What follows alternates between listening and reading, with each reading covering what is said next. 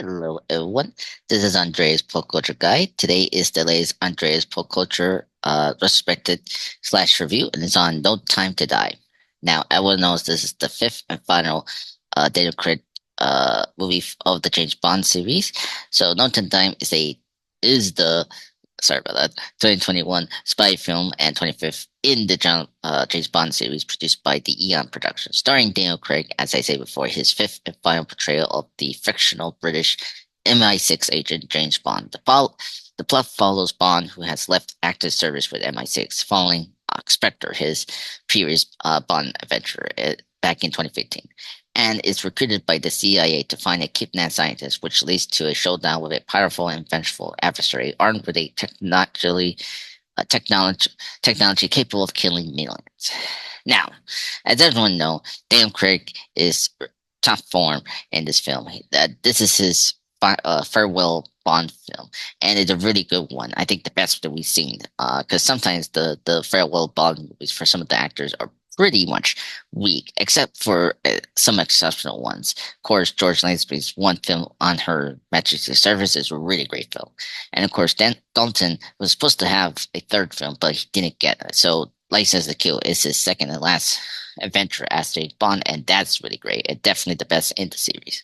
So, Daniel Craig's final movie as 007 offers a lot of the quintessential James Bond experience we're looking for: stunning action sequences, exhilarating chases, toppling cars, jaw dropping bike stunts, breakthrough location film. Plus, the action scenes are amazing in this film, especially the DP5 back with some neat gadgets and on board when the equipment that Q provides are pretty predictable to fit with the plot, but fun to see in action. Again, my watch was fantastic. This is not a realistic movie, which is fine because every Bond movie is spectacle. I gotta say, it's not as over the top like the helicopter scene from Spectre, the opening sequence I'm talking about right now. But I feel like over the film, it feels to me that the action scenes kept this movie going, and some scenes between where we're slowing down the film was really good because they were telling a great character development for Bond and his journey and his final ending, which is really great. And speaking of that, I think most of the old crew that are back here in the film are spectacular. I was very happy to see Felix Leiter come back. Jeffrey Wright was great to watch in this film, and he was definitely the great definitive version of Felix Leiter, and it affects the plot as deeply as I didn't expect it for. M, of course, played by Ralph Fiennes, was really well played here, and I like what he does in this film. Q, played by Ben Whishaw, is still amazing with the classic British jokes, which is really awesome. You got Tanner, of course, Rory Tanner's role. Glad to see him still be there, which is really great. And then, of course, lastly, we got the iconic Eve Moneypenny, played by Naomi Harris, who's really good, but still underused, in my opinion, but still great in this film. But some new faces are introduced, like Naomi, the new 007 agent, played by Alana Lynch, or Lessa, or yeah, Alana Lynch, from the Captain Marvel movie as Marie Van. I liked her role. I was very happy not returning like I was.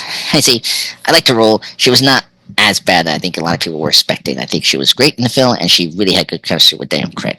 And we got the spectacular Paula, played by Anna de Armas, and I felt like Paula was greatly underused, but she really had a great press than the amount of screen time she had.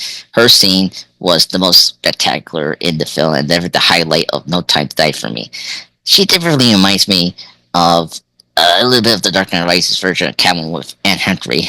Very good at changing personality with some surprises in there.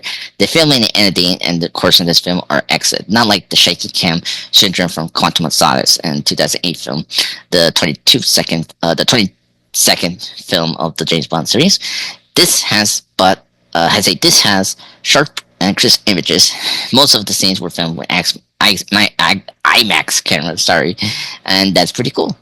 And with a great sound to go with it, which is great. A brilliant soundtrack from Hans Zimmer. I was never expecting that. He never fails to amaze me. I think he's the best composer ever. I think his score for No Time to Die is spectacular. The way he interweaves the No Time to Die song from Billie Eilish, plus some of the recurring Eon music that we heard previously, like on her Mastery Secret Service, is so splendidly put together in this film. So where does this leave us with the Bond or the action movie fan I am? Go watch it. I have to say I highly recommend this film. It will not disappoint you. It isn't over the top like Spectre, and it doesn't have the great well structure and I say well payoff story like Consumer Out or Skyfall, but it's definitely a good mid-tier film on the Bond films. It keeps most of the good things for the previous films around while introducing some new elements to keep the film interesting. Overall, I really enjoy it. Such a powerful ending that all those criticisms I wrote about, or I say about in this review, didn't matter. No Bond movie is perfect, and they wear their imperfections with pride. And I'm excited to see what the next Bond chapter looks like.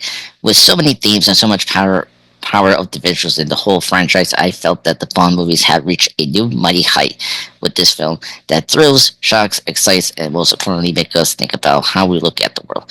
Conflicts, and most importantly, the feelings of a spy that has to be cold, deceiving, clever, and charming to save the world. I think this movie definitely delivers on that. This was a level of personal storytelling has surprised many expectations I was never expecting. It will continue to inspire filmmakers, I think, to make their franchise better with each film.